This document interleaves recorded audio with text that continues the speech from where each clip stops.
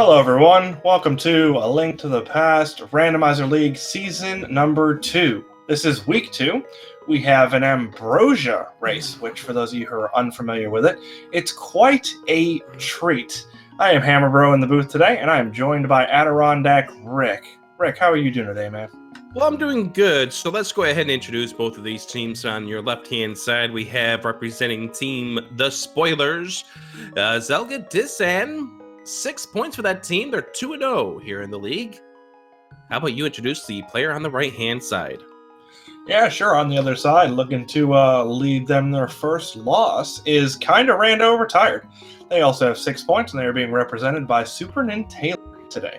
Yeah, So, both are very veteran runners in this game. So we're going to see some tricks here from both of these runners. Obviously, both had a victory in week number 1.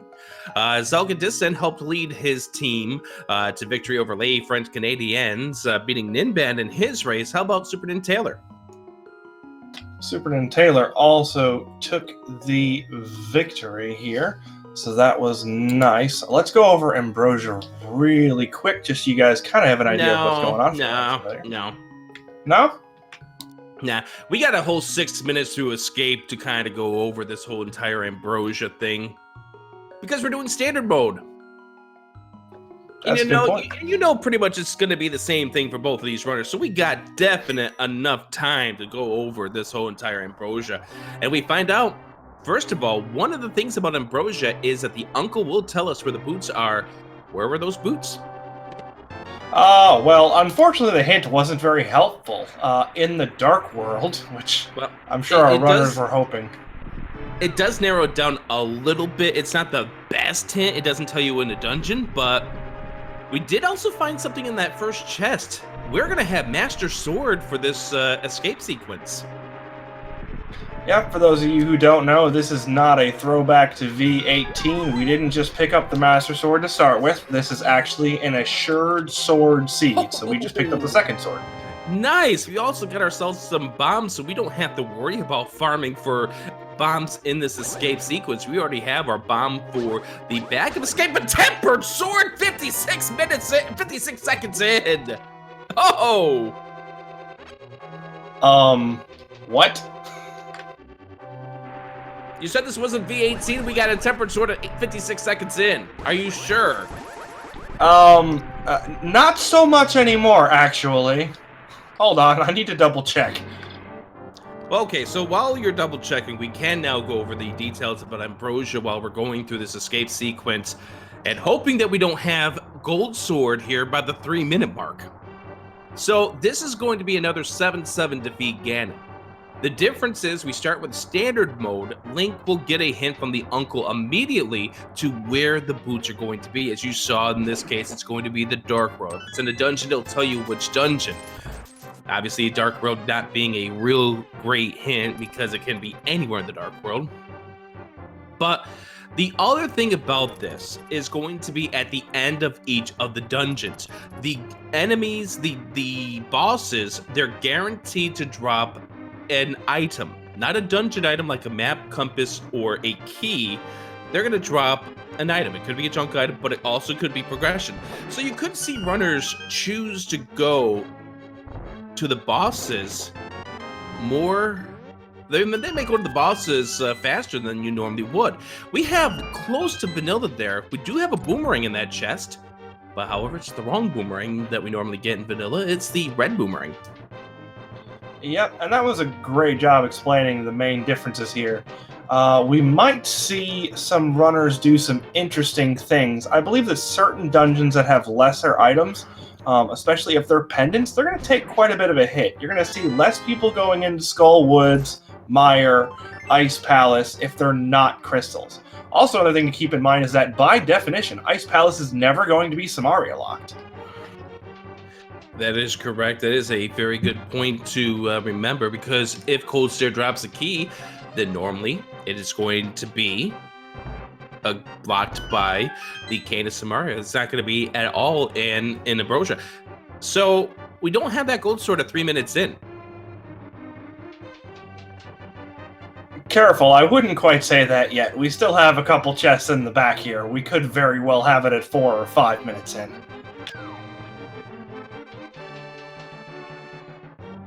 Although honestly, other than being for the level of insanity that it would bring to, you know, us and to chat to see that. But I'm fairly certain our runners. Here's the thing.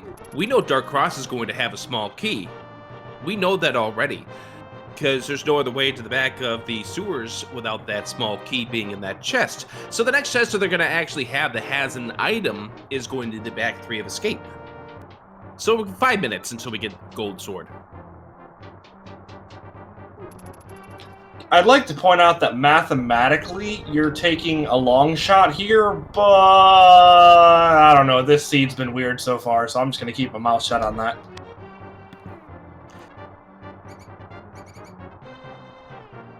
You just don't want to say that I could be right. Oh, you very well could be right. I mean, it would be insane, but, you know, tempered sword at 56 seconds. This is already insane. I know, but there's a difference between insane and insaner, you know? I don't follow. It's because you've been playing too much rando lately, Rick.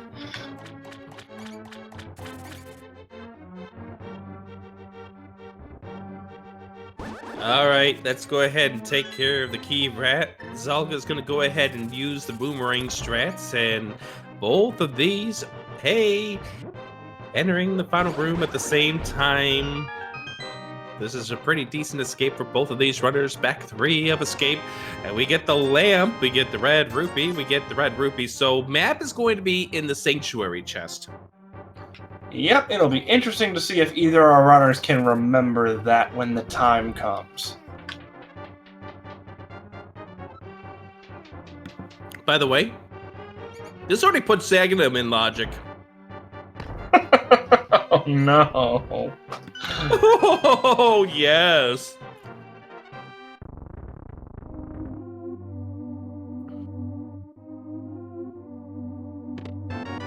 Zelda forgets. SuperNinTaylor forgets. They both forget. That's alright, it happens. It's a lot easier to keep track of that stuff when you're not racing. 5-6 in the Light World. 5-6 Tower of Hera Desert Pendant over at Eastern.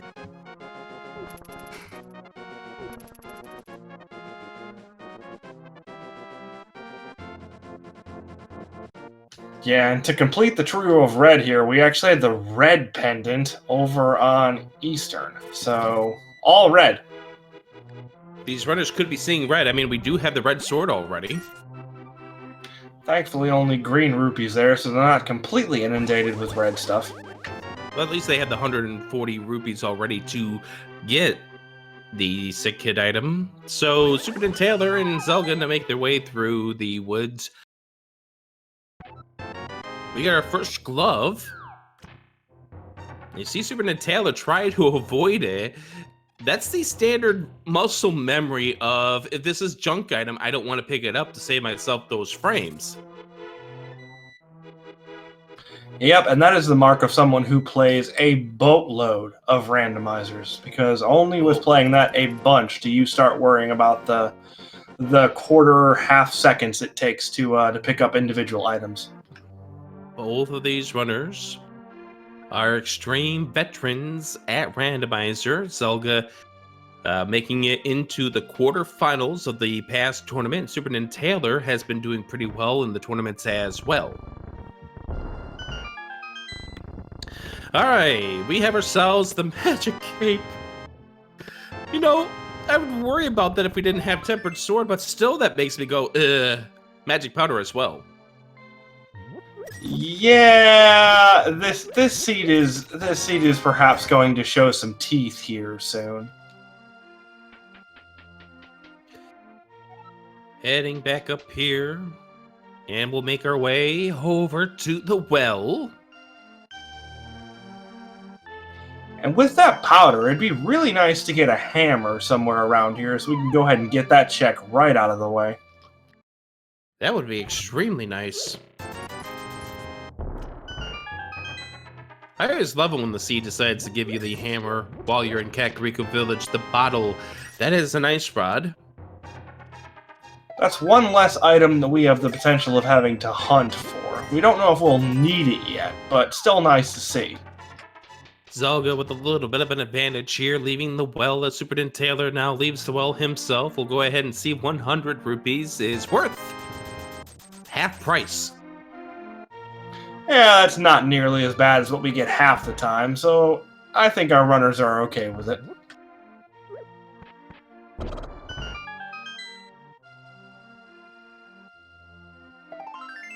Find a piece of heart in the chicken coop, 5 hearts tempered sword, 9 minutes in. Yeah, honestly, a pretty nice loadout. We Yeah. only have one of the 3 items required for Dark World access, unless we really want to go do Aghanim and grab that Moon Pearl that's probably sitting on the pyramid ledge. Back of the tavern had the flippers. Yeah, so that's one minor glitch we're not going to see today. No fake flippering. You know, this is unfortunate for the fantasy owners because of the fact that we already have tempered sword. You know, I'm fairly certain... I was going to say, just can't get those swordless kills in there to add some points. I'm fairly certain that the runners are okay with that. Let's just go ahead and give me some swords early so I don't have to worry about hitting things 14 times.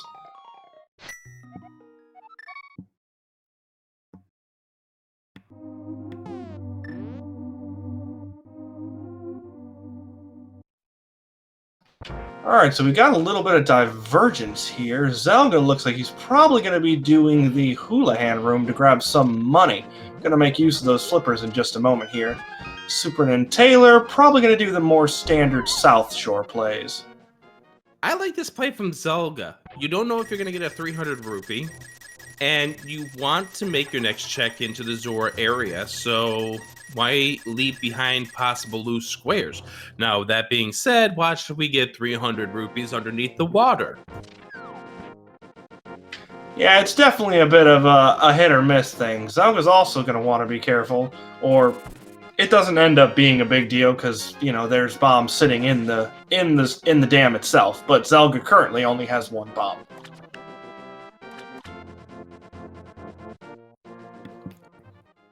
That will at least give him the reason to go ahead and check the mini Moldorm as well as the Ice Rod Cave. We see 20 rupees underneath the water.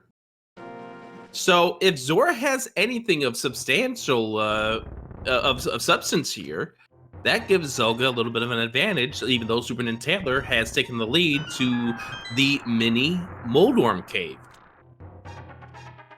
Yeah, that's a very good point, especially if we don't end up finding that mirror anytime soon. That makes Zora a really, really far out orphaned location.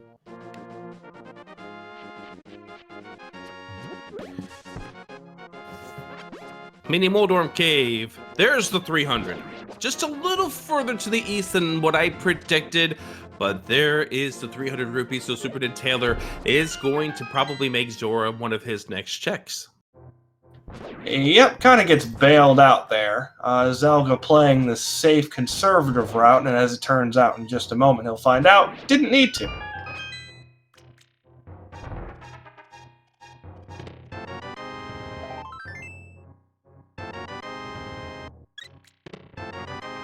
But yeah, as you alluded to earlier, we are headed straight for the Ice Rod Cave here. Gonna go and blow this sucker up, and then we're probably gonna see some flippers locations directly after.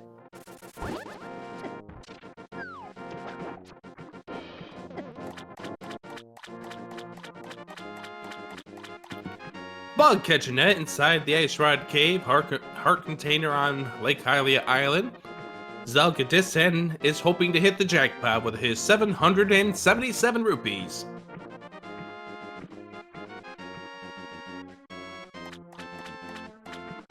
Yeah, that's an interesting rupee count there. We'll see if it comes to anything.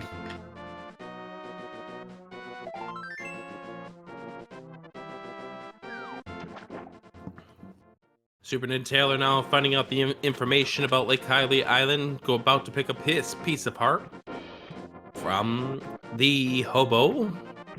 These two doing a high five. Yeah, a bit of a wet high five, but Zelda ends up being slightly ahead at this point via not checking the Ice Rod Cave. It's not going to be important in terms of items, but depending on how far we have to run around to find progression, Zelda might be coming back there anyways. Yeah, he'd probably wait until he gets the flute to make that check. That or the boots. Gold sword, 13 minutes in. Yeah, so there it is. It's not as crazy as 57-second tempered, but yeah, that's still 0 swordless kills, 0 fighter sword kills, 0 master sword kills, 0 tempered sword boss kills. It's gonna be all gold sword boss kills tonight. I mean, the only way to make up for that is to make them kill extra bosses, right?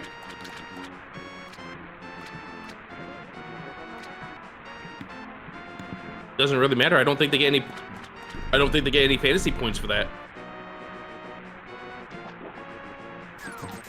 I mean, they would if it was a ped seed, right? You might be onto something.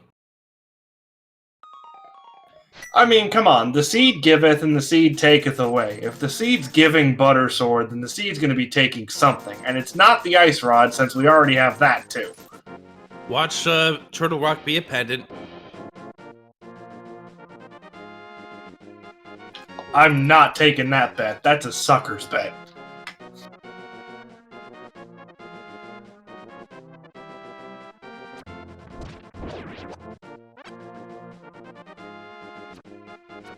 Alright, so Zelda is heading towards our favorite old man's closet.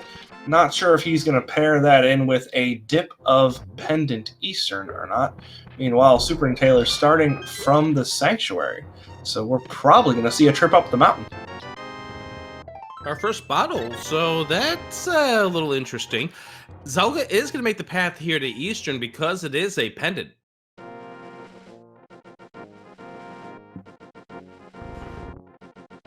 Yep, and something to keep in mind, unless we find that bow in here, we are definitely getting 2 items.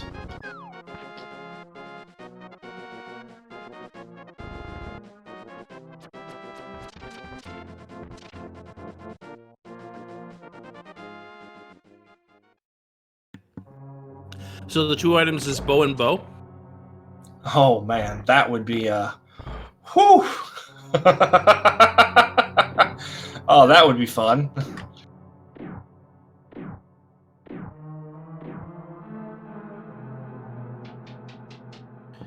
So, SuperNinTaylor taking the old man up to the mountain, and Zelda finds the compass. Oh, that's a pretty nice find there for SuperNinTaylor, that hook shot that opens up a whole lot of stuff over on the right-hand side of the mountain. That's a very interesting location for that, because Zelda is not going to be a huge fan of coming up the mountain for what would be 2 items plus being able to look at one more. So unless we get a mirror... He's probably in the last location at this point. And when I say last location, he may check Sick Kid, then head up to the mountain. But probably not check Agina. Maybe not check Ice Rod Cave either.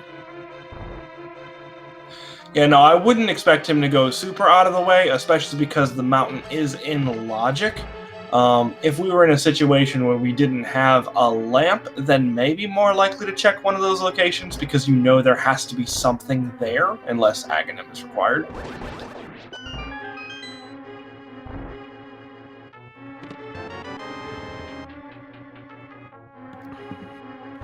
So we have found 10 arrows. Yep, so we were looking for one more item out of here, and it's going to be in the last chest. Sorry. And SuperNinTaylor finding the book, which will give us access to Desert Palace. Don't know if we can beat it, obviously, because of the potential of the boots being in play.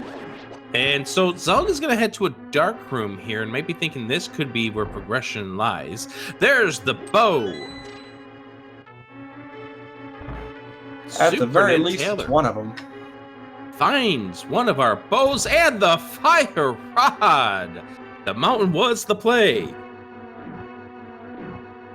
Yeah, very much so. That's very nice.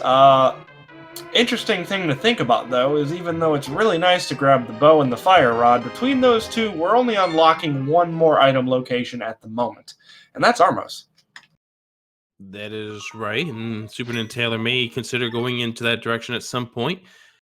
He does find that there's 20 rupees up on the floating island, and Zelga, starting over here at the sanctuary, tells me that he is going to be going up the mountain.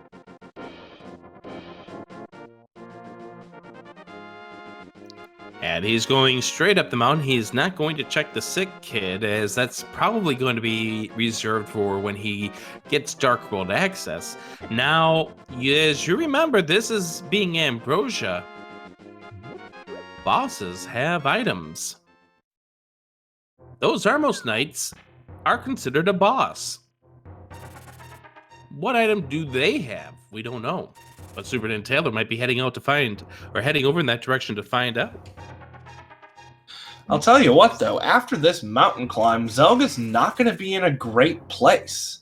You've got Sick Kid, you've got Desert, you have Agana, which is over by Deserts. That's probably going to be your heaviest location set, but then you don't even know if you're going to be able to get anything out of Desert. You've got Zelda. Ice Rod Cave, which is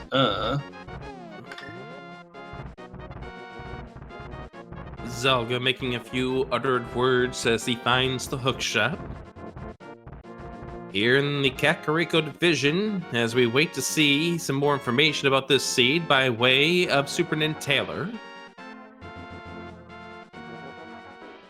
The spoilers and Kinda Rando Retired, those are two teams that are the 2-0s. They are joined by I Like Big Boots, who are also 2-0 in this division. They face off against Swedish Rubbers this week.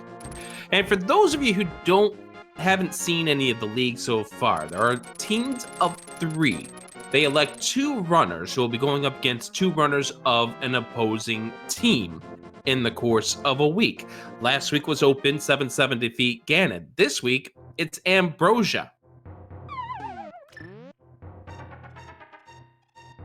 At the end, the top 3 teams move on to the playoffs. Hammer Bro, are you excited for playoffs? I'm excited for a Moon Pearl. Yeah, Moon Pearl and Desert. That's a pretty interesting place to put that. I'd love to say it's the first time I've seen it out here, way over in the corner of Hyrule, but then I'd be lying.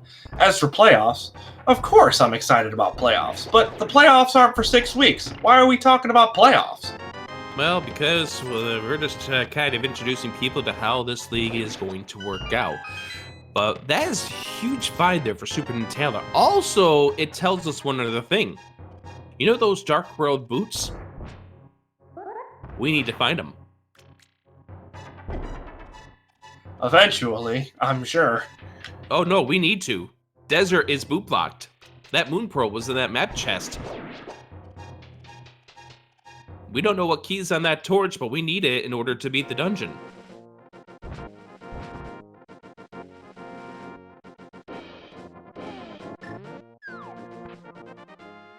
And whatever key it is, they're probably hoping it's the big key, because we know that Lamo's going to have that second item of Desert Palace. Yeah, that's a good point. It does make, especially routing the smaller dungeons with less items, quite a bit easier, as it looks like SuperNinTaylor is going to be heading over to Eastern here.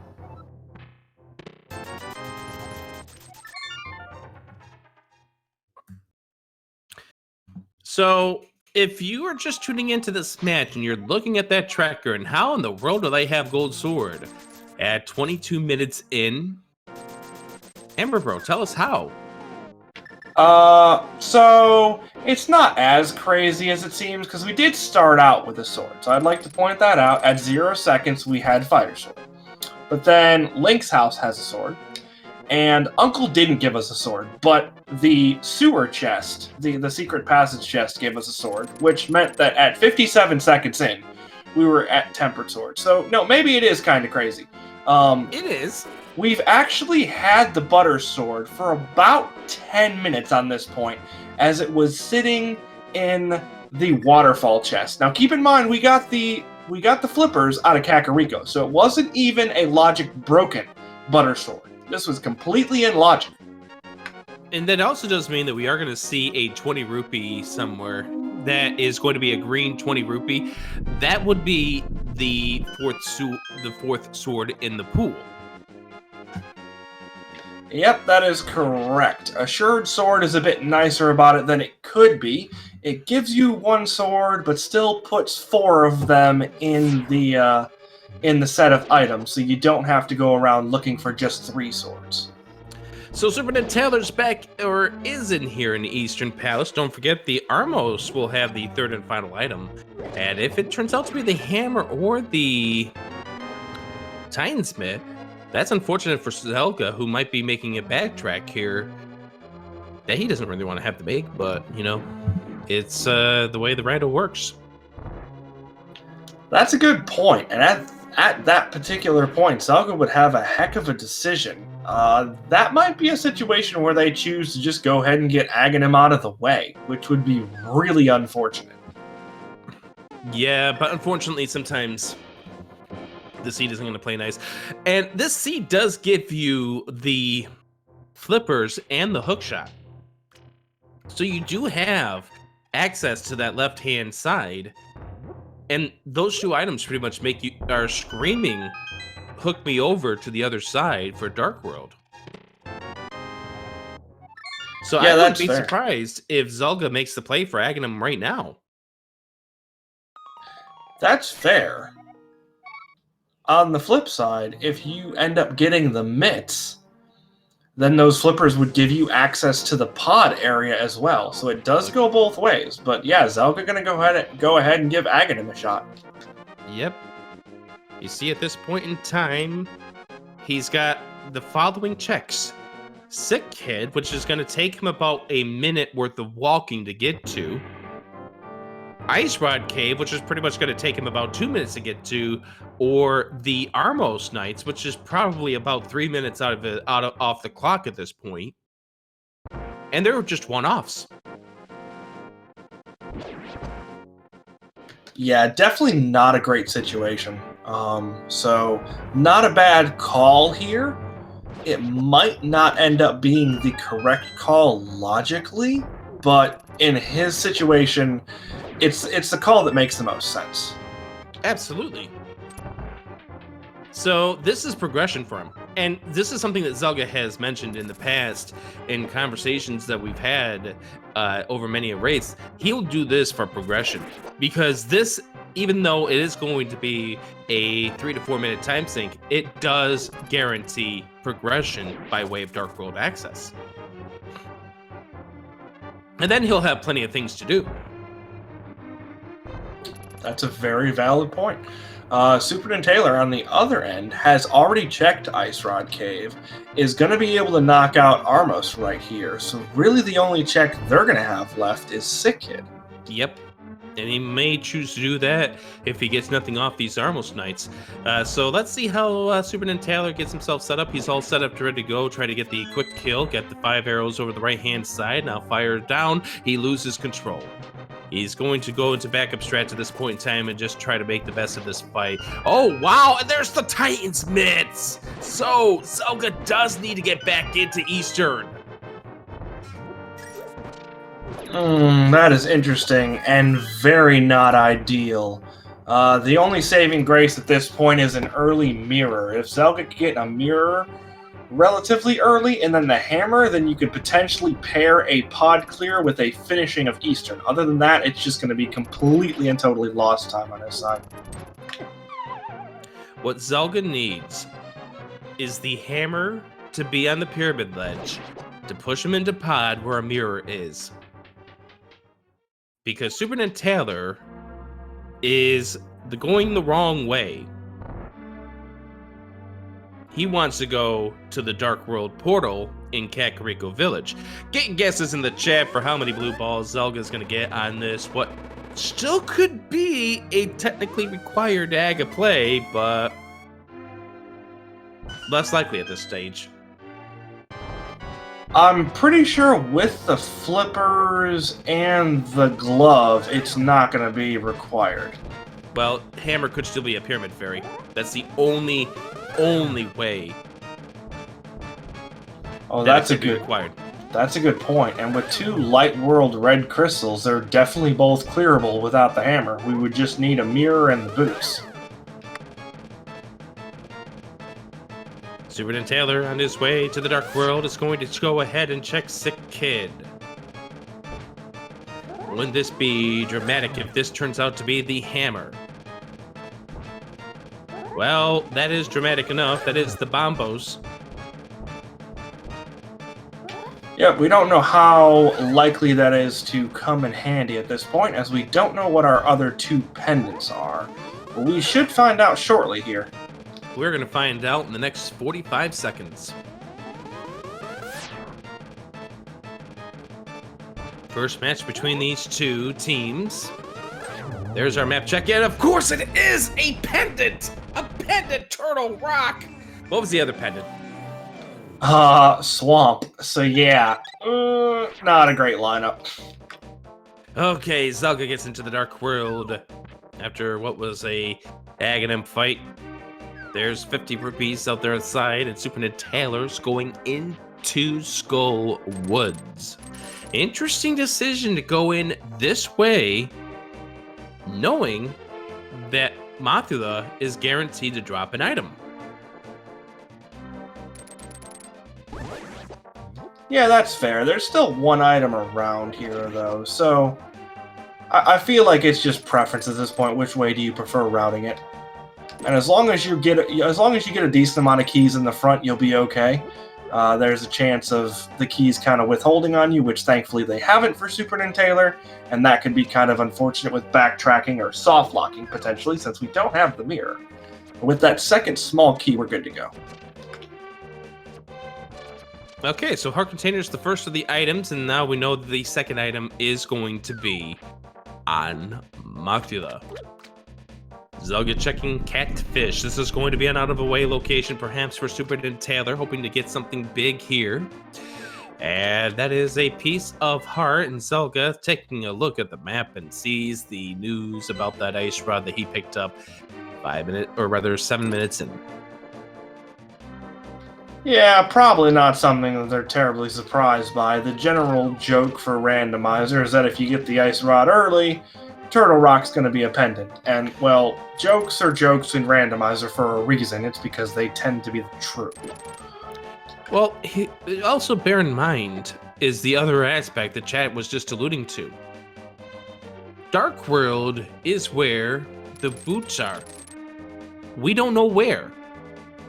But we know we have to get the boots somewhere here in this Dark World.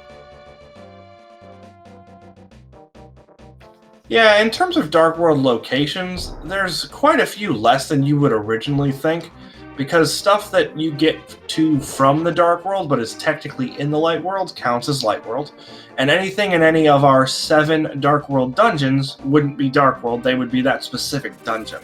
So things aren't quite as hopeless as they might first seem upon hearing a generic statement like boots are in Dark World. But they could have been in Myers' Shed. They could have been on top of Bumper Ledge, but it's not. Could be in Village of Outcasts. Could be Digging Game. Mothula is down. We do know it's not going to be in a dungeon, though. Bombs being the reward for beating Mothula. Zelga's about to head into Skull Woods himself. Yep, and those early mitts are a really nice thing for SuperNinTaylor, as one of the places that it could be is hammer pegs. If we can get a relatively early hammer here, that puts that check in logic as well. So Zelga's going to go via this direction over towards Mothula and then backtrack to the other side. Gets the compass.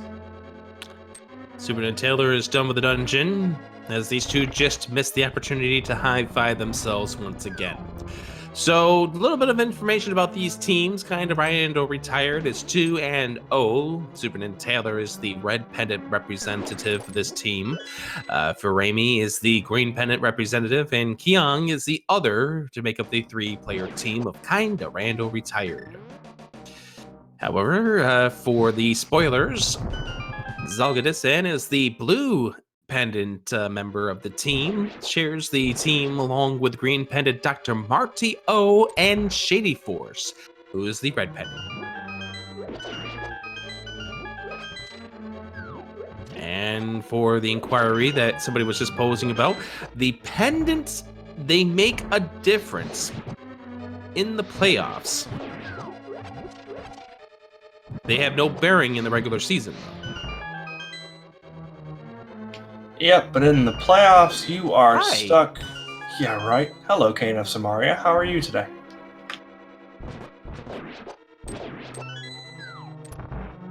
And at this point, we are a hammer away from being able to clear a Bombos Turtle Rock, if that is the case.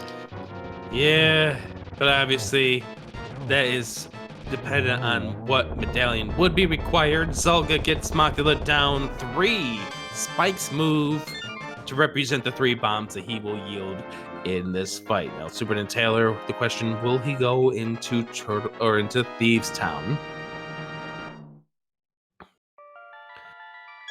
Not having Hammer makes you think twice about going into this dungeon, because if there's an item inside of that big chest, you don't feel good. And it looks like SuperNinTaylor has opted not to go into Thieves Town. I don't blame him. At this point, in terms of Dark World, we're looking at hammer pegs, which we can't get to, but everything else outside of the Pyramid Fairy that would be qualified as Dark World, we can get to. So if it's a situation of let's get these boots as quickly as we can, then we can knock out pretty much every location that we would qualify as Dark World here. Hammer locks 2 locations in this Dark World. Obviously, Flute locks what would be 2 checks as well. We're going a lot of digs this time around to get a piece of heart. I have not counted how many digs that is, but that's going to be on the upper side of that 30. Yeah, I want to say it was something in the area of 26 or 27.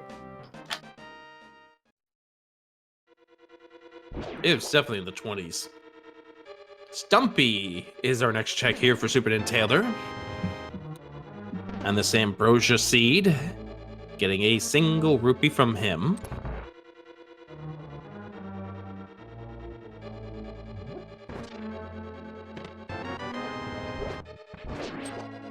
Where do you think the boots are? I mean, at this point, the kind thing and mathematically advantageous thing would be to guess Hype Cave, since that's more than half of the locations we have left. We could stick it somewhere really fun, like, I don't know, Hammer Pegs or Mire area, but I'm thinking it's going to be the second to last chest in here. 3 bombs is the first. Half magic is the second. Single arrow the third. Sorry, that's incorrect, and still that's incorrect. That was a good try, though. So we've narrowed it down quite a bit at this point. Well, we also do know one thing about this seed. Dark World will not include the Pyramid Fairy this time around.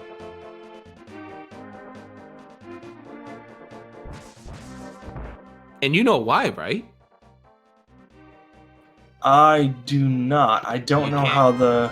You can't get the Pyramid Fairy without getting the 5/6 crystal, and there is a key on the torch in desert. Good call.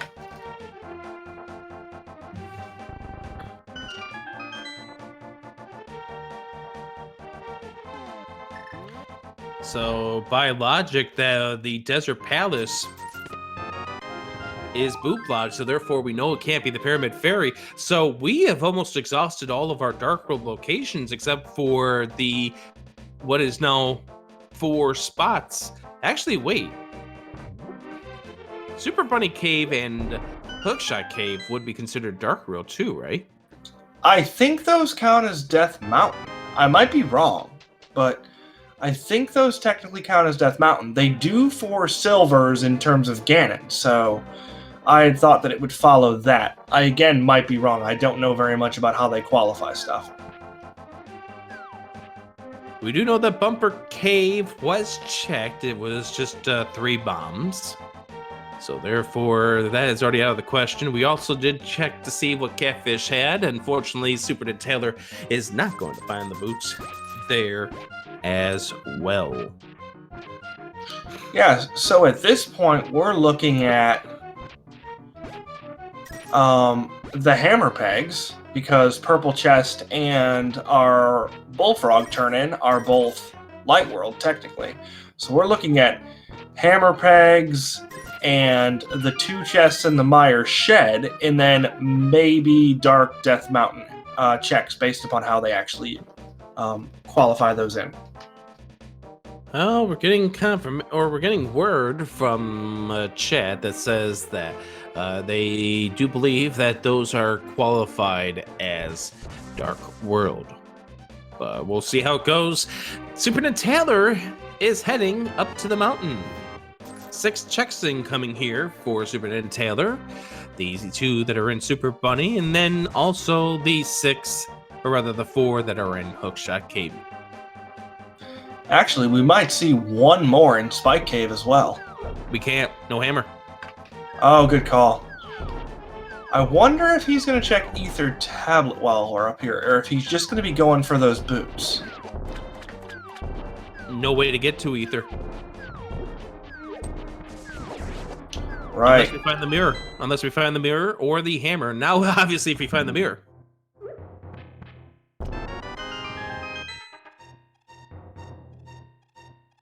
You know, for a person named Hammer Bro, your name's coming up a whole lot this seed. Well, you know, I can be forgetful about where I put my things sometimes. You gotta make your hammer easier to find. No, I really, really don't. Yes, you do. No, if you wish to wield the mighty Mjolnir, you must be worthy. 320 rupees are in Super Bunny Cave for SuperNinTaylor. It looks like Zelda is getting ready to go into Ice, or rather, Palace of Darkness.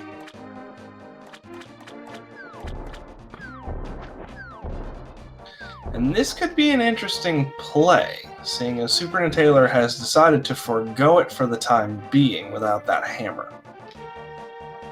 SuperNinTaylor finding 50 rupees in the first spot. 50 rupees in the second spot. 20 rupees in the third spot. And a piece of heart. So 1/4 of a heart and 120 rupees. Our boots are either flute blocked or hammer blocked. And ether is required if we want to get into Turtle Rock. Well, that's a relief at the very least. Zelda has grabbed Kiki. And we're heading into the Palace of Darkness. And...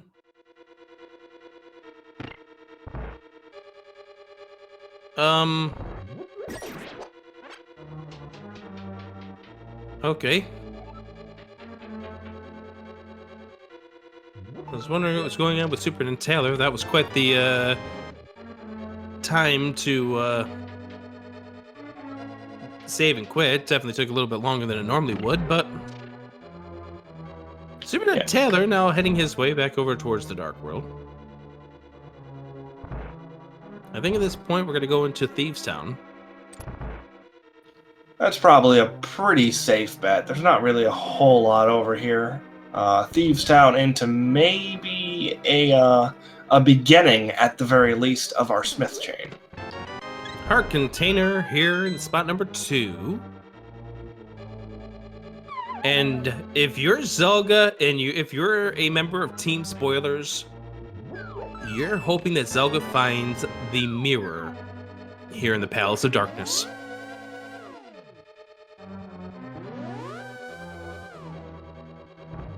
Yeah, that would be a very nice find. It's also kind of interesting to see the differences in routing and just overall decision making here, where Zelda is playing this seed more straight up, whereas SuperNinTaylor is definitely preferring to find those boots right now, please. Yeah, but now we know we can't really get them outside of a dungeon with our current equipment. Getting a compass. Last thing the SuperNinTaylor wants to see at this stage is a small key.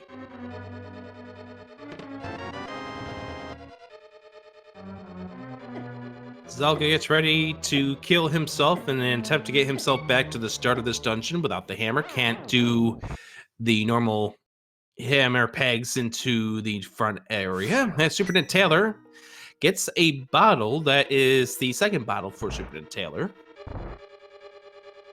And the flute. Ooh. That opens up two of those possible boot location checks here. Well, I feel like we're going to see blind, and then we're going to see a save and quit. Well, he might pick up the... I feel like he's probably going to pick up the smith, because at this point you're right there. You might as well. And then we're going to see that flute activated, and then we're going to see a trip to the mire area. Yeah. And we already do know, by the way, that the last item is going to be on Blind the Thief. We've already seen 3 of the... Or no, we didn't. We saw 2 items. Never mind. We saw Compass. Never mind. There's still a 3rd item to find here. Yep, there's another one hiding here somewhere. Hopefully it's not hiding in the big chest. That would not be friendly to either of our runners.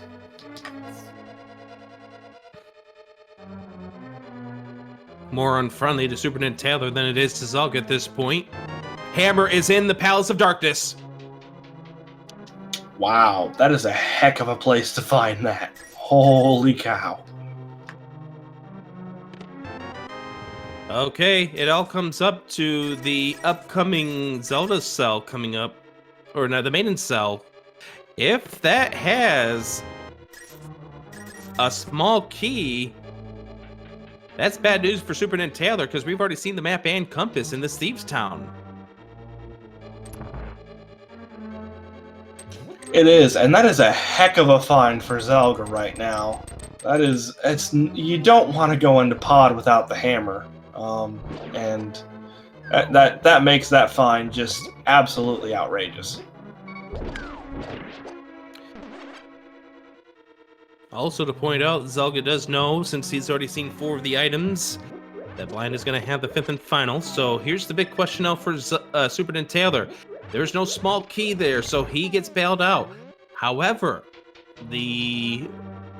whatever he gets at Blind is going to be hammer blocked by logic.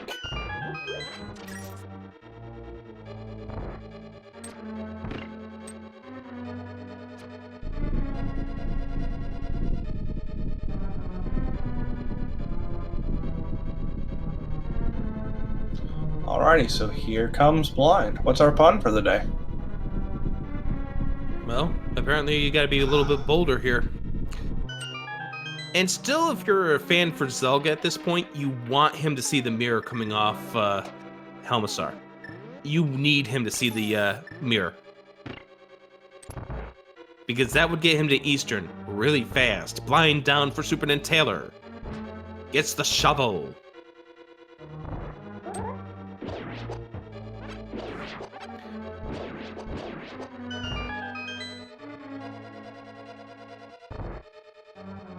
Alright, so that is 2 crystals for SuperNinTaylor and a really nice turtle room for Zelda.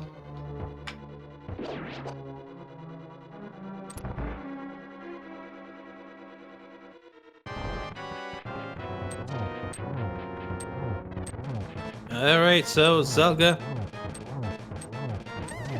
taking the 17 hits to take care of the mat's gonna have to be careful with 4 hearts remaining. Gets him taken down. Now gets him to an easier, more comfortable spot where he can use that sword. You just gotta be careful with that boss fight, because if Helmasaur runs into you, that's too hard to lose right there, and you don't have a whole lot of health. And there's the crystal pickup for Zelda. Yeah, SuperNinTaylor picking up the breadsmith. He's gonna go ahead and activate the flute, and then turn in the breadsmith and find out what he has, and then make his way over towards the Mire Shed area. Yep, unfortunately no mirror from Helmasaur, so we're not going to be seeing a completion of Eastern Palace on Zelga's side just yet.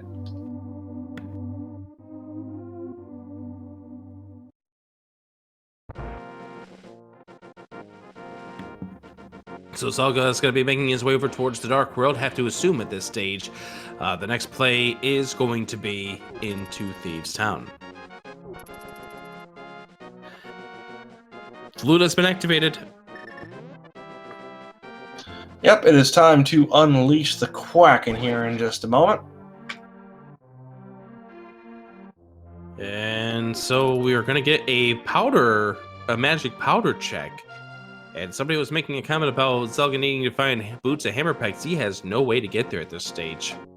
There's a fairy in a bundle for SuperNinTaylor.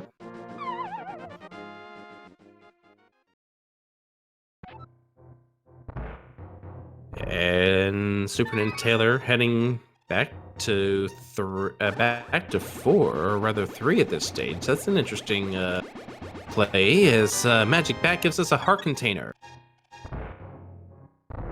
Oh, SuperNinTaylor lifted up the rock, and now it's going to flute to 6. Yeah, maybe was thinking about completing that smith chain. Yeah.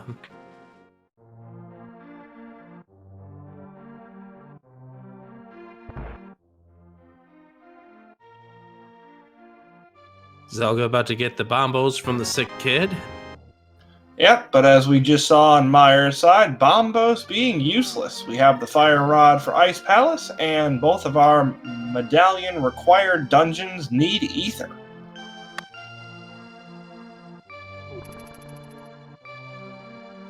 Hey, Hammer Bro. Mm-hmm. We didn't see the boots there, did we? We did not. That means we're down to really 2 locations where those boots can be. The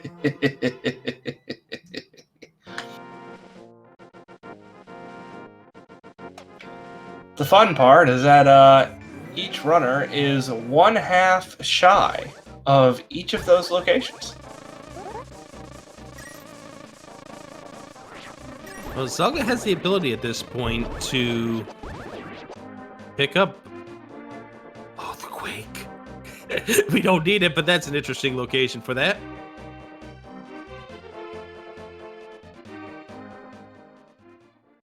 All right, so at some point we're going to get the golden coin that we need, right? It's here somewhere, maybe, possibly. Well, we already had something gold at 13 minutes in. Why would we want to give them the gold that matters? Whoa, that is disrespectful to the Butter Sword. I know. These runners probably didn't want to see Butter Sword at 13 minutes in, just because of how easy it was to get to.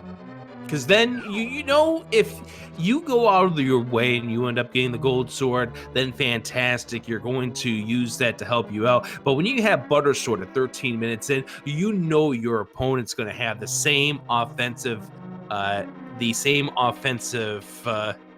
advantage that you do. So you have really no advantage.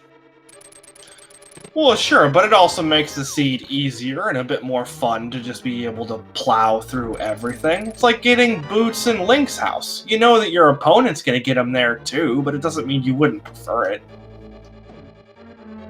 I'm wondering where SuperNinTaylor's going. Oh, I see. He's taking the different route into the Palace of Darkness that I thought he was going to. I thought he was just going to go across the waterway and then walk back around.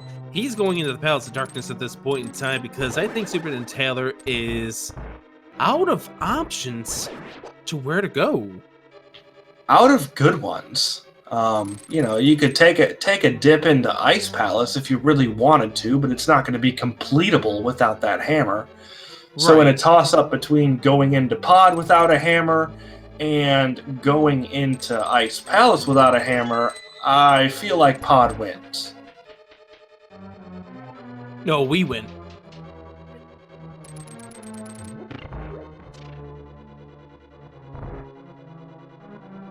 So the big story of this seed so far, Zelda popped into Eastern Palace without the bow. Got the 2 items he was going to be able to get, but the Armos Knights were left behind. SuperNinTaylor going up the mountain, comes back down with the bow, and uses it to get the Titan's Mitt off those Armos Knights. That is the story of this seed so far. And the fact that the hookshot was on the old man kind of probably led to reasons why Zelda wanted to put it off for a while. Yeah, very much so. You don't want to go up the mountain when you only have a couple of checks you can do. And with the mirror still being at large somewhere, that hook shot is going to be the only way we can get multiple checks.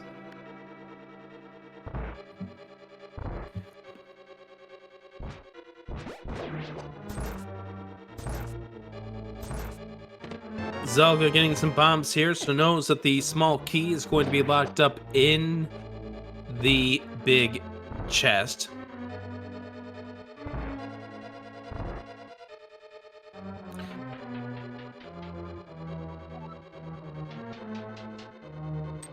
So we're down to 2 locations where these boots have to be. Speaking of, I do have an interesting question for you. I have an interesting answer for you. I hope so. So, SuperNinTaylor is going to go in here, grab his hammer, which is going to give him access to the last 2 locations here that the boots could be. First, obviously, we're going to get a check of hammer pegs. That's going to be way before Spike Cave. But if it's not in hammer pegs, do you go straight up to Hype Cave at this point? Yes. Spike Cave, sorry. Yes. And I'll tell you why. Because you know you need the boots to beat this seed. You know that you need to get a key off the torch inside of Desert. And you're starting to really run out of locations. In fact, SuperNinTaylor is here, and this really could come down to 2 locations that could lead to something at this point. Either the path behind the boots, or, something being a nice palace. Either way, you don't have a whole lot of options remaining to you at this point, so getting the boots would allow you to be Desert. We don't know where Ether is going to be. We don't know if we're even going to ever find the mirror. That's a fair point. And with Hera being another crystal there, we can go ahead and knock that out as well. It would be a bit of a long, arduous climb to do it. And Hammer Bro, don't forget, Desert and Hera are your 5/6. We could still have something required at Pyramid Ferry. I mean, at this point, the only thing required we could have is Ether, right? Because we know that the boots are Dark World, and if that's not Pyramid Ferry, because we need those to beat Desert, then the boots are at Hammer Pegs or Spike Cave. Yeah, but we could still have Ether over at Pyramid Ferry. Right, that's all we've got left. Which, by the way, that means for all of our friends that are hoping for a pedestal required seed, not today. Yep, because unfortunately we also need Ether to pull Ped.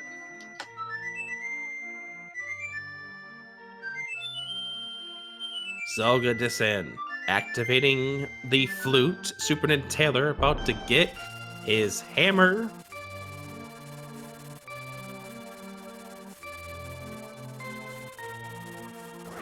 I will tell you what, Zelda has to go to Eastern at this stage. He's not going. He's going to Spike Cave. I can respect this decision at this stage. I would love to visit. I would have loved for him to visit the old man Oh no, he's going to Hera. He's going to go to Hera, then to Spike Cave. What I was about to say, though, is that he would need to go immediately to Eastern, because SuperNinTaylor is just around the corner from opening up the remaining portion of this seed.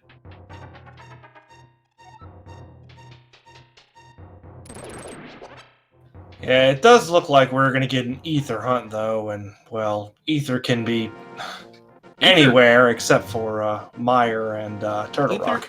Ether could be in King's Tomb. Ether could be in Bonk Rocks.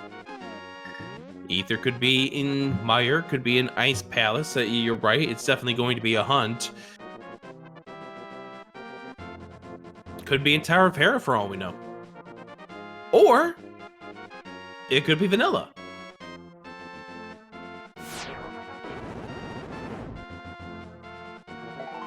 That's not vanilla. Not quite. If it's in Hera, though, you're close. Oh my goodness. That's right. No one has checked Lumberjack Ledge yet. What if Ether is sitting there in the Lumberjack Cave? Then that would be a bit of an advantage for Zelda, actually. That would be a tremendous advantage for Zelda at this point, having already done Aghanim. Alright, are we going to be going down to the basement? Probably not, either way. I was going to say, if Zelda gets a small key, he's Hera-potting. If he gets the big key, he's Hera-potting. Having already seen that item and knowing that the second item is going to be on the Moldorm, he has no gamble here. Oh, he's going to miss this bomb. Oh, he gets it just in time. Wow. Last second frame adjustments.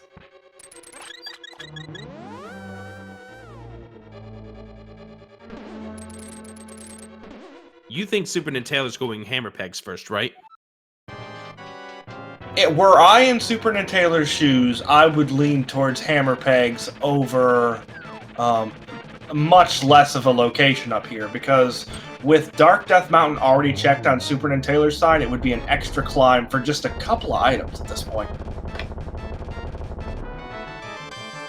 And there is the Tower of Hera for Zelda. He's going to do Spike Cave after this. SuperNinTaylor is going to do hammer pegs. One of these two is going to find boots in the next minute and a half.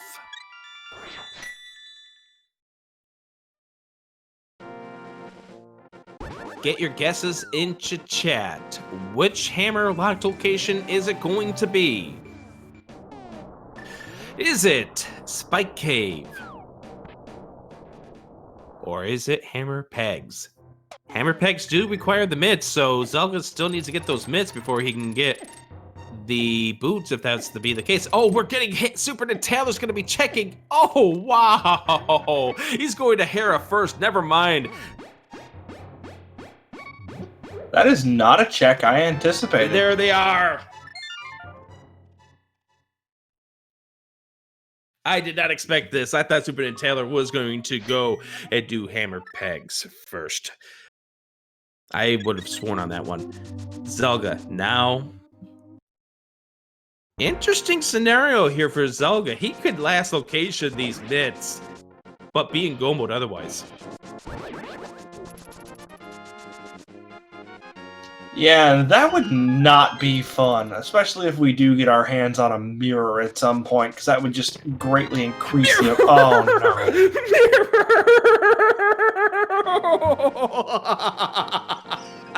What are you doing to us, Seed? What are you doing to us? Zelda, I'm sorry. I didn't mean to. Fine, just go blind pull Ether here into Lumberjack Cave. That would make it fun, actually.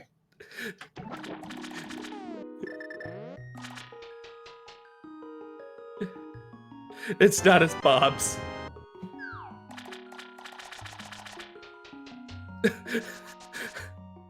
Wow. I just love how you called the mirror just as he pulled it out of Bonk Rocks. I did not call the mirror. I called a hopefully not the mirror. I said, please don't give me mirror. You might have to do the rest of this commentary. I might be dead. Don't put this on me. I didn't say it. I said, please, no. It's not my fault the seed likes being contrary.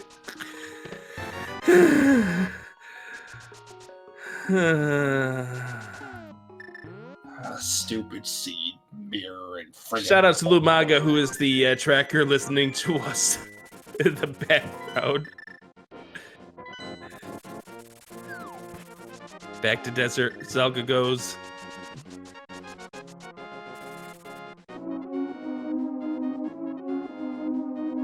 SuperNinTaylor. Oh, yeah. I thought he had it, but he canceled out of it. That's the fun part about new tricks. This game is darn near 3 decades old at this point. We're still just now finding new ways to break it. Don't remind me how old I am.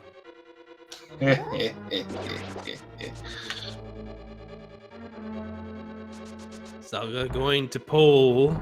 Yeah, of course it's a small key.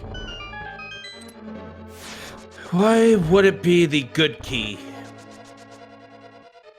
Because the seed enjoys making us do pseudo fetch quests.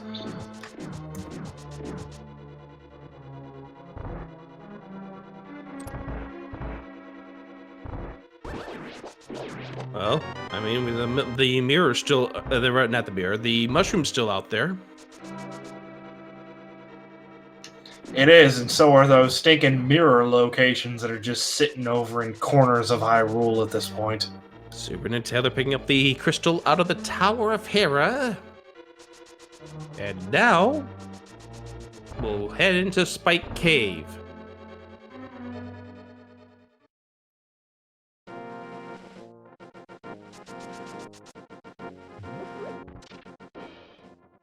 Here's the thing with Zelda.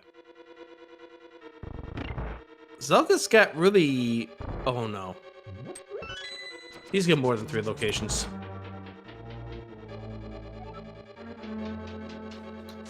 Yes. He very, very much does. He's got freaking Swamp Palace. Yep. And even if you want to ignore Swamp Palace, you still have Graveyard Ledge, King's Tomb, Cave 45, Bombo's Tablet. You're making me hurt now. I know, it's making me hurt too, but it's Armos is not going to be on the top of that list. You made me hurt 5 minutes ago with the mirror comment. That made you hurt. You weren't the one directly putting into words how much you hoped we didn't find the mirror. That was me.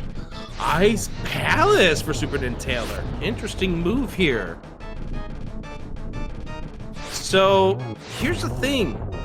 Zelda doesn't have the Titan's Mitt, so if the Ether turns out to be not Titan's Mitt locked, this is going to be a Gomo dungeon for Zelda. Or rather, the Ether. I don't know, whatever I'm saying. I've just completely lost control of this. I think that may have started at 57 seconds in with a tempered sword.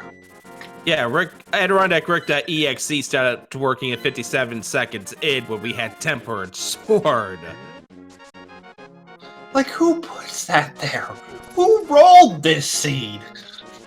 Red Rupee, the first of the 3 items inside of Ice Palace. So at the hour and 6-minute mark here, just a reminder to everybody who is watching along here on Speed Gaming this evening or on the YouTube if you're watching the VOD. This is week number 2 of the Link to the Past Randomizer League, a 7-week regular season. This week we're featuring Ambrosia. We started off with a standard mode, Assured Sword. And then we get to have some fun finding 2 swords before we even got into the Hyrule Castle. But in Ambrosia, the bosses have items. This is a 7-7 defeat Ganon. Nice bomb dupe there for Zelda. And this is actually another location that Ether could be sitting at. SuperNinTaylor canceling out of that bomb jump attempt. Figured he didn't have it there. Zelda bombs his way into Pyramid Fairy. Oh! SuperNinTaylor fell out! And he's gonna have to try again. I don't know how he went over. He might be having controller issues. You saw that with a Harapow when he ended up canceling out of that by pushing down. He ended up pushing down there too. Zelda is gonna be checking Graveyard Ledge. Yep, we'll probably get a King's Tomb check here as well. Yep.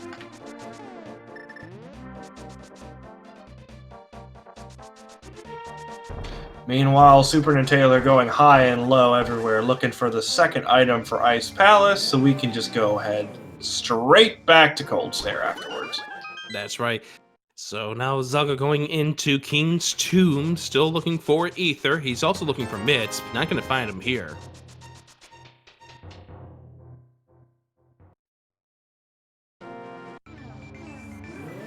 Yeah, those mitts on Armos Knights, unless we find Ether in a really bad location, those mitts are going to be the terrible location of the game. Good tidbit there by Tidbit 2030 about SuperNinTaylor complaining about, or talking about controller issues in the past, and this very well could be the issue as we find blue mail in the Graveyard Ledge. Not something you're going to pass up at any point, but not exactly what we were looking for either. Okay, Zelda is down to the potential of Cave 45 Bombos. Please don't go in the swamp.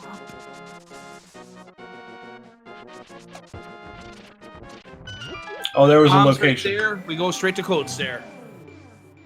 Yep, so that is Ice Palace going to be done in just a moment here for SuperNinTaylor. We also do have Purple Chest, because we haven't seen that turned in by either of our runners either. Yep, and Zelda has no way to do Purple Chest at this point.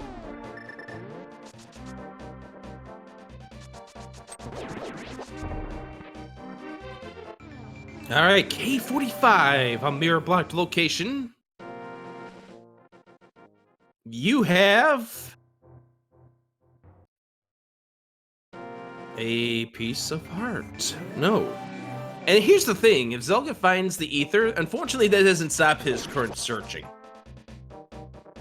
Because he doesn't even know what the medallion requirements are because he has no way of checking. Yeah, that's fair, but at that point you'll have the full collection, so it won't really matter all that much. Yeah, but no, he still doesn't have the mid, so he's going to continue on his path even if he finds Ether. Yes, very much so. We do require those mitts. The only saving grace is, well, there's 3 dungeons they just flat out cannot be in. Oh! Another fetch quest!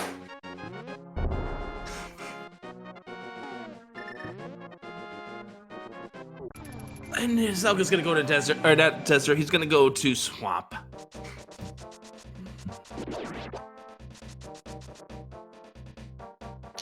Mathematically, it's a good play. The only problem is that However, the play that he needed to make was Paradox before Easter. Wait a second. This is smart movement here by Zelda. He's gonna flute now to 2. This is brilliant. He's got his mirror portal all set up and ready to go at the entrance to swamp. Very good piece of routing. And there it is. So that mirror is going to be flat out required. Yep, and SuperNinTaylor's about to pick that up right now. Now the only problem is Zelda's going to be diving into swamp. We now know that's not going to be required. The question is how long does it take for SuperNinTaylor to get down to the Bombos? Because that tells us all we need to know. Now, SuperNinTaylor is going to be ahead by Ice Palace, but we now know that Mitts is Go Mode. Yeah, that is a fair point. It does give Zelda a nicer overall Go Mode item than SuperNinTaylor. Now, those mitts being an Armos, a terrible spot for them. But SuperNinTaylor can clear this whole darn game looking for ether at this point. So we are in what we call no mode. Where runners know where the runners have showed us where all the items are, but we as commentators know where they need to go. The runners themselves, they don't.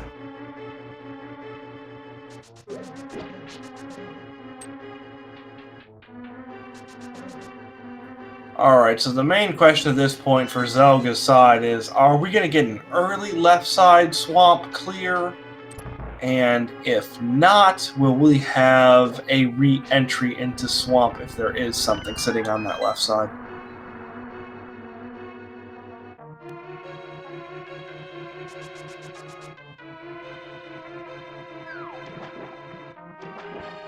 Here we go. Hammer Pegs is going to be a check that SuperNinTaylor has that Zelda never could have checked. Purple Chest is going to be something else as well. Now, the thing with Purple Chest is it's going to give SuperNinTaylor a reason to go check the Bombo's tablet. So, Zelga's time is very, very limited. Well, that depends. If SuperNinTaylor decides to check Cave 45 and then just mirror and flute over to the purple chest, or skip Cave 45 and mirror and flute, then that won't be a situation where Bombo's tablet's going to be within reach. Yeah, but I don't see him doing that. When you've run this game, as long as these two have, you make sure that your route ends at the Bombo's tablet.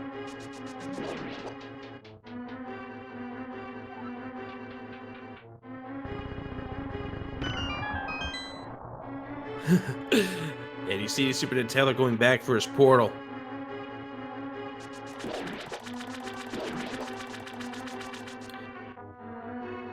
So we know Zelda here in this in this swamp palace is not going to find his mitts here.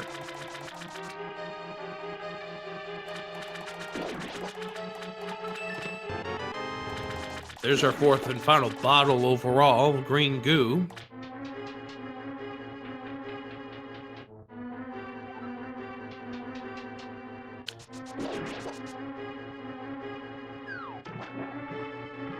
Here's the thing. Zelda's going to be forcing back into Eastern at some point in time.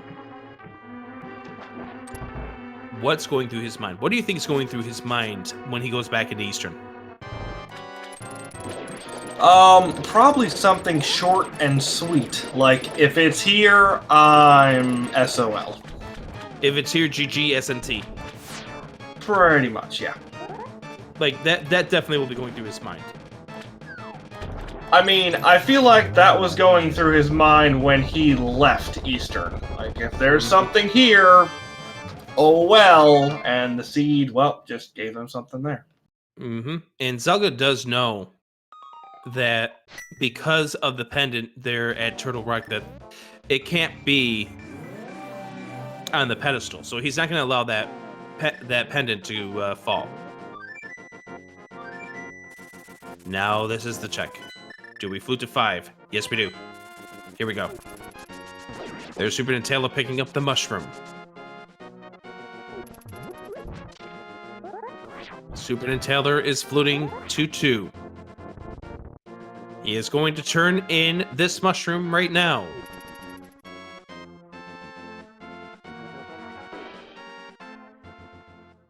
And he's going to be a dungeon, or well, somewhat of a dungeon. I mean, he's got to get back into desert, but Zelda's got to get into Ice Palace. But at 1 hour, 16 minutes, and 55 seconds, SuperNinTaylor is the first of these two runners into Hammer Bro. Say it. Go mode. And with those last two crystals being in the same spot, just a mirror apart, we're going to have two nice clears here. Absolutely. So, as SuperNinTaylor gets ready to cast himself into the Mire area, we'll give you a schedule of the upcoming league matches here on the Speed Gaming channels, as well as on the ALTTPR League in just a few moments.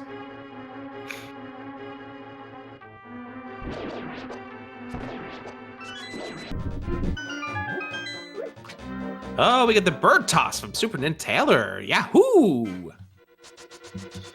I much prefer using the hammer on that bird, but call me biased. You're biased. Yeah, I know. It's okay. Coming up this evening here in the Link to the Past Randomizer League Season 2, we have 2 Pearl, 2 Furious versus Third Strongest Mole. It's Scary Olive versus Drunk Future Self. That's going to be over on the ALTTPR League 2. But stay tuned on this channel. We've got another race for you here on Speed Gaming, featuring Tile Roomies versus Broken Triforce. Both of those teams went 1-1 in week number 1. It'll feature Jay Meisher going on against Gloin. Jay Meisher, who scored the most fantasy points in week 1.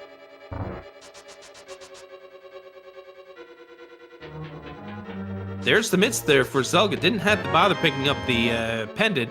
Zelga's in go mode. SuperNinTaylor was going to try to hover.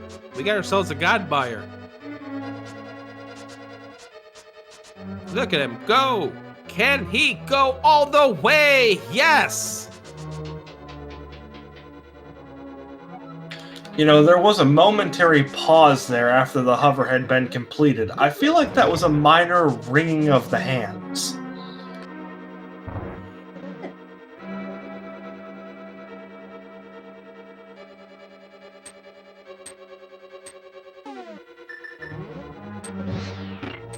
And let's get spooky action in there for good measure.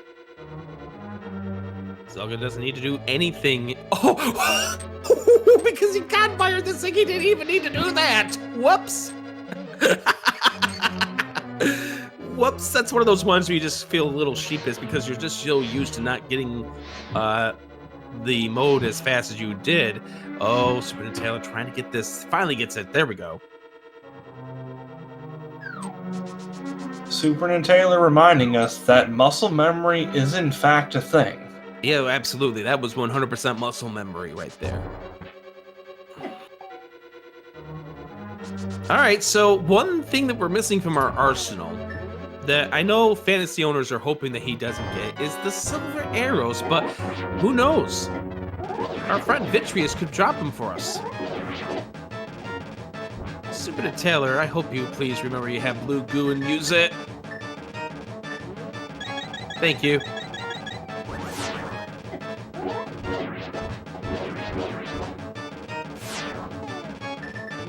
Pull out the bow. We got 8 bow shots to the main eyeball. 1 more for good measure. 50 rupees our prize. Time to go into Desert Palace. Oh, Zelda pulling off the swing strats right over here. Yep, doing the A Link to the Past equivalency of hopping over the rail. All these runners were the great. Uh-oh.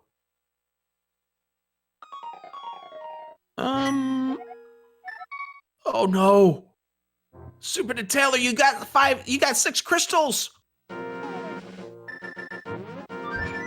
Oh, there we go. There we go. That may have been just a situation where he forgot he had the mirror. Could be. Or maybe he just noticed that when he looked at his menu, getting ready to set things up for the trying to maybe go over the hook shot. All right, so Zelda gets the crystal out of the Ice Palace as SuperNinTaylor gets ready to bonk and get the small key. So, if I'm to guess at this point, because we had a God Buyer, maybe a minute apart for both of these runners, it could still come down to a GT routing decision. Oh yeah, most definitely. Even if it's more than a minute, GT big key routing can cost you quite a few minutes, honestly. Both of these runners probably feeling the nerves at this point. Zelda feeling the nerves because of how late he picked up those mitts. Yeah, the mitts were the last stage in this chain, but you can't be feeling super good about yourself when you last location in the mids like that. Especially not Taylor after. will fall off the rail. Thank you.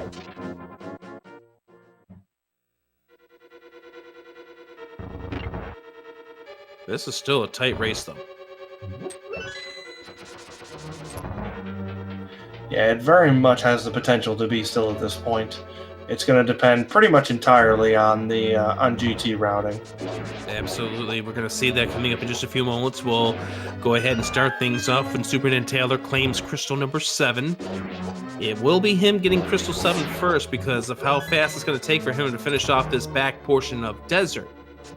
Zelda still has to get the big key, get the small key, and then go through the door and head over to Vitreous. And unfortunately, Zelga's going to take the wrong route here and going to find the big key in just a moment.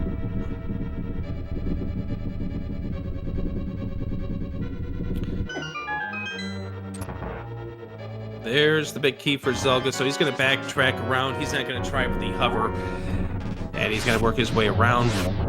But SuperNinTaylor, oh, he's going to two-cycle this. Swing that, hammer, or rather fire rod that. There we go. Gets the shield for his reward, and Hammer Bro, we are going to play a game. I suppose we are. It is that time, isn't it? All right, guys. If you are unfamiliar with probably one of our favorite games in the Randomizer community. Wait, people, hold on. We haven't hit the start command yet.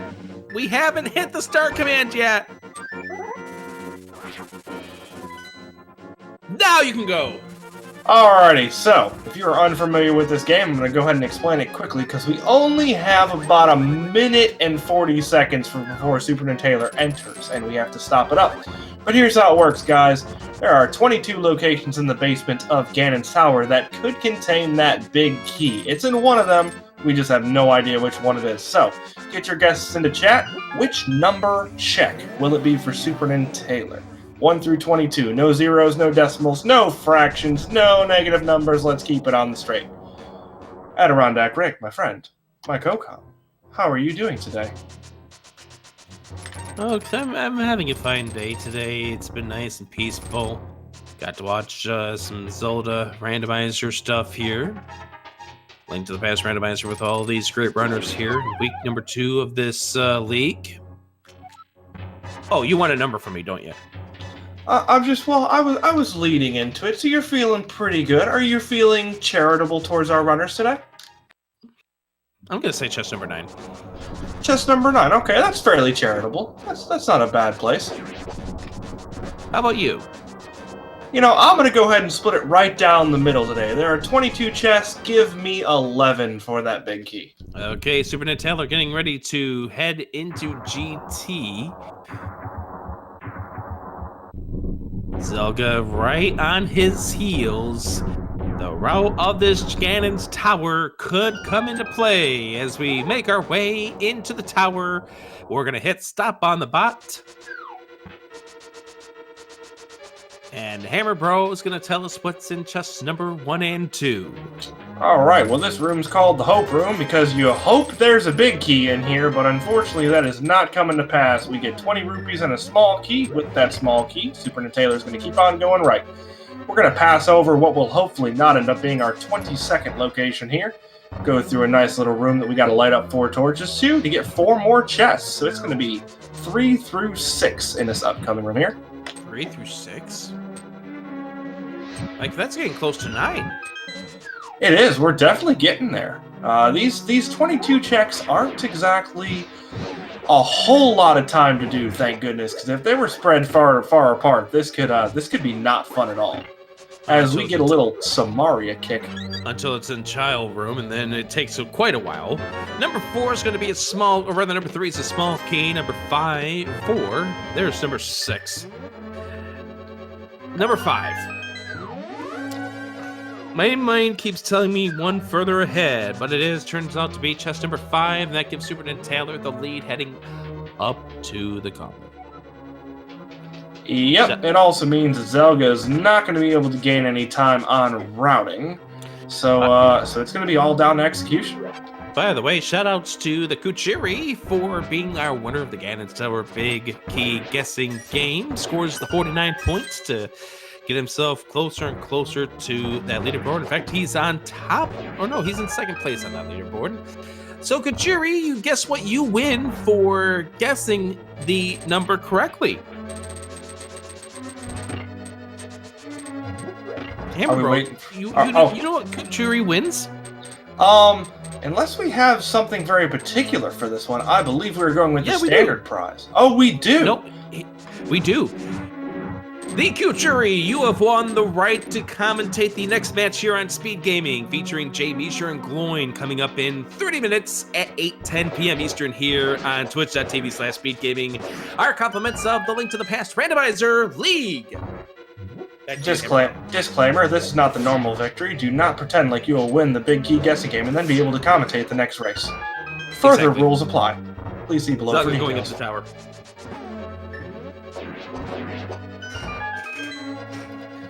Alright, and this set of 6 rooms is called the Gauntlet because it's difficult. No, I swear, it really is difficult. These guys don't make it look difficult, but it is.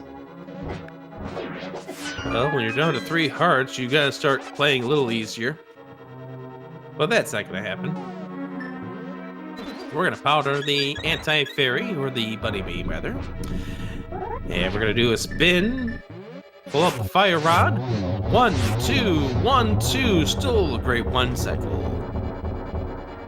Yep, and Landmo 2 being quite a bit more friendly than Landmo 1 was, with 2 really short hops. So in all seriousness, stay tuned here to Speed Gaming. Coming up next will be another great match in the league.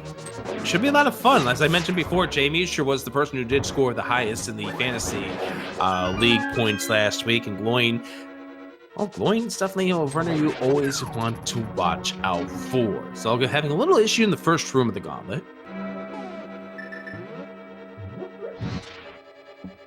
Yeah, meanwhile, SuperNinTaylor making quick work of this lamp room, the first of 2. Second one's going to be in just a couple rooms from now.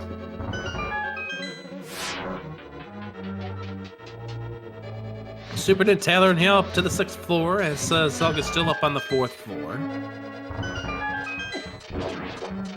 SuperNinTaylor's going to check these chests here, finds himself a 20 rupee, gets himself another 20 rupee.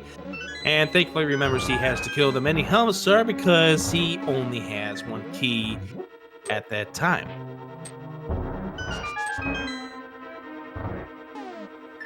Meanwhile, Zelda roasting some Landmos. Another nice 1 cycle there. Zelda will have to be careful of his health, but if he can get through this floor, he should be fine. He'll be able to powder the anti-fairy up on the 6th floor. SuperNinTaylor finishing up with the Moldorm fight.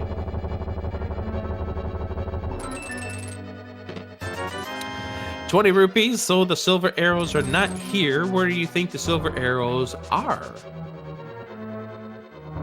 I don't know. Let's, wow, there's not really a whole lot we haven't checked, honestly. I'm sitting here trying to run through it, and our options are relatively limited. Well, we got 1 item inside of Misery Mire that we never got to. 2 for the first cycle here for SuperNinTaylor. We also have 5 items inside of Turtle Rock we never could get to either. Let's go with Mimic Cave. Oh, Light World then. Or Death Mountain, rather. This is starting to get a little rough here for SuperNinTaylor. Oh, nice diagonal hit there for SuperNinTaylor to finish off that fight. That was a little scary, but he got it through, and he will be the first one to Ganon. Yeah, a couple of those patterns were not kind. Now, we do have Gold Sword. Now, SuperNinTaylor's had a few controller issues during this seed. This would be a good time to keep yourself under control at the hour 32 mark. Because we don't want to see a fall. Because a fall at this point will give Zelda the chance for the comeback.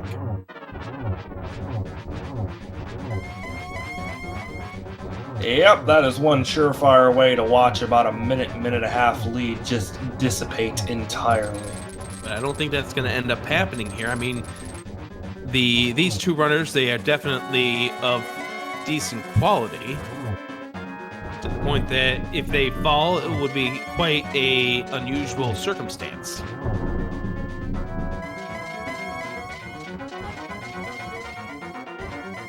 Ganon warping, Ganon warping. Ganon warping. And keep in mind, one of the fun things about the randomizer is since we are playing the same seed here on either side, Zelda is going to get the same amount of warps. Absolutely. So the light world is where the silver arrows are going to be. And one of the things that comes to my mind when I see that is Checkerboard Cave. Yeah, that's fair. We also have the green pendant turn in as a possibility. Could also be the pedestal. Well, we'll see that in a minute, thankfully. So if it's there, we'll all get to laugh at it. I don't know if we're going to be laughing at it. I mean, I would. Zelda coming into this fight, stage number 2. But SuperNinTaylor going through his 12 spins. Keeping his controller issue under control at this point, which is good. He definitely had his controller under good use when he ended up doing the Meyer hover, and that is going to do it for this match as SuperNinTaylor keeps his team undefeated. They're going to improve to 3-0 in league play. Give it up for Kinda Rando Retired. SuperNinTaylor coming in first. Official SRL time 1:34:21. Yeah, that was a really nicely routed seed from them. Grabbing those mitts early because of the bow and fire rod sitting up in Paradox Cave. Then everything just kind of funneled down from there. Boots were in pretty much one of the worst locations for that Dark World hint that we got from Uncle, but overall everything was pretty nice here. And one of the things here, if you're taking a look back at this race, if Zelda doesn't lose square the Armos Knights, this is a different race. But yes, very much so. But then again, you could go, what would he have checked if he had gotten those mitts? He could have been checking a whole lot of different things. Zelda finishes off with the Ganon fight and is about ready to cross that door. Get your GGs in the chat for ZelgaDissan. Coming in second place in this race, 1:35:28. It is a difference of 67 seconds between these two runners. Very nice race. Kept it really close towards the end there. Anything that comes within about a minute and a half, 2 minutes after running for darn near 95, 100 minutes, that's a pretty close race. So GG's to both of our runners. Yeah, hopefully we can get SuperNinTaylor in here, but we'll go at least speak with Zelda. There's SuperNinTaylor. Well, get SuperNinTaylor in here first as the winner, and we get to say GG's to SuperNinTaylor. And congratulations on your win in this match. Thank you. So, what was your thoughts overall about this seed? I was a little bit worried. I really dislike late hammer seeds, and I always have brain farts and forget I don't have the hammer. Like when I first entered Dark World and tried to get to Dark World from the South Portal. Yeah, we noticed that. I do that often, so I really hate late hammer seeds. I feel like I routed it fairly well, I think. And we also have in here the second place finisher of the match here, Zelda, who probably has a few choice words to say to the Armos Knights. Yeah, GG SuperNinTaylor. GG. I don't regret the decision to leave that behind if I've been to Eastern before I get the bow.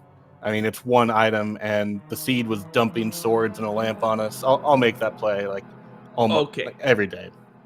Now I definitely have to ask, and I'll start with SuperNinTaylor first. 59-second tempered sword. Oh, God. All I can... Sounds silly, but the first thing I thought was, sorry people who have me on their fantasy team. I can't help that. We said that during the stream, Yeah. especially when you guys got Gold Sword at 13 minutes in. Yeah, that was a bit ridiculous. What about you? What about you, Zelga, with the 59-second tempered sword?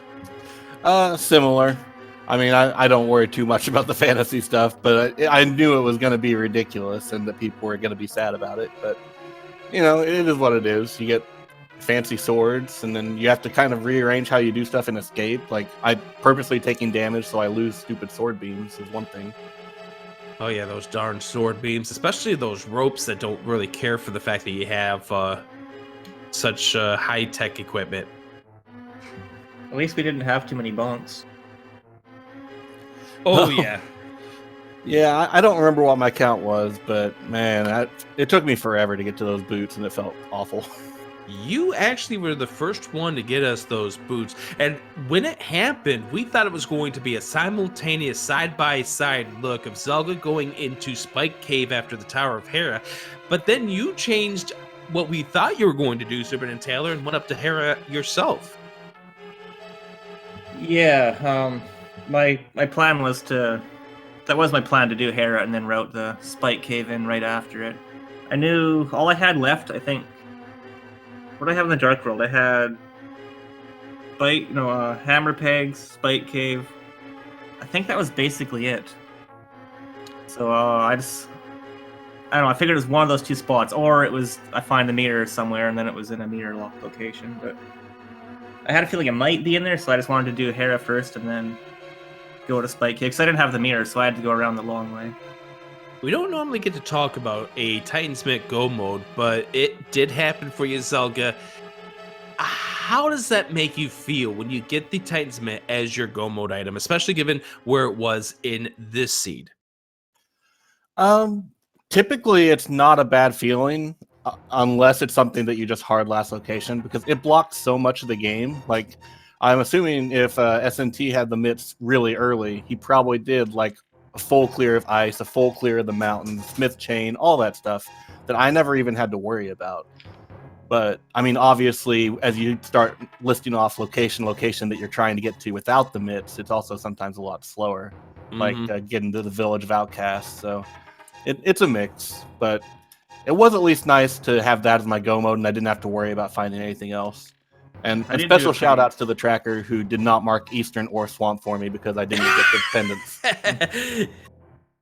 Yeah, nice decisions to leave those behind after you found out that those were required. But, again, this is a case where there was just so many places where, if this didn't happen, but obviously getting the mitts would have changed the way that you had routed this seed. It would have changed how you would have gone about checking certain things. You probably would have made Ice Palace an earlier of a dip. How about that Go mode for the mushroom into the Ether coin? I know I was somewhat relieved about it. I'm trying to remember why I was relieved about it.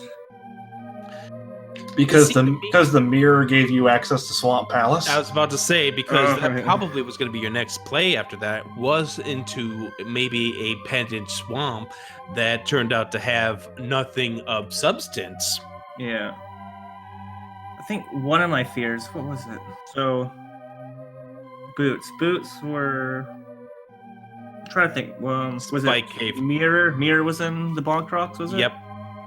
Yeah, I remember it was some weird kind of chain, and then I ended up being happy what was I looking for? Ether was where it was, because I felt like if it wasn't there was a chance Zelda could have done something different. I can't remember exactly what my train of thought was. I just remember finding it there and being like, oh, thank goodness. I do want to ask one more question, then I'll turn it over to Hammer Bro for a few more questions. You both are veterans of the open mode 7-7 defeat Ganon. How much does the Ambrosia aspect, the fact that the dungeon boss is guaranteed to have an item, how much does that change your train of thought when you're inside of a dungeon? I actually think it makes it quite a bit easier. So, think about Eastern, often you have that 50-50. It's like, is the item on Armos, or do I have to walk all the way to the big key chest? Now you don't really have that gamble anymore. Either it's there or it's not a gamble. So I kind of like that. And I kind of forgot about that in Ice Palace. I screwed up my routing in Ice Palace. I should have hit the switch and checked that chest immediately. But I went up the stairs, and then I thought about it. I was like, I already went up the stairs. I don't want to keep doubling back. So yeah, I screwed up with it there. But it does kind of help with routing. It's easier to keep track of the items, I think. For me, it's kind of hit and miss. Like, for example, in this seed, it's nice. For example, with Armos, you knew there was an item there. But at the same time, it also affected my routing, like knowing that the boots were in the Dark World. I entirely skipped Thieves Town on my first trip through the village, which had the flute, which would have made everything so much easier for me because I was so focused on getting down to Hype Cave. Yeah, we both did maybe that. it had boots. And also, say, for example, when I dip Pendant Swamp, I know I'm committed to Argus.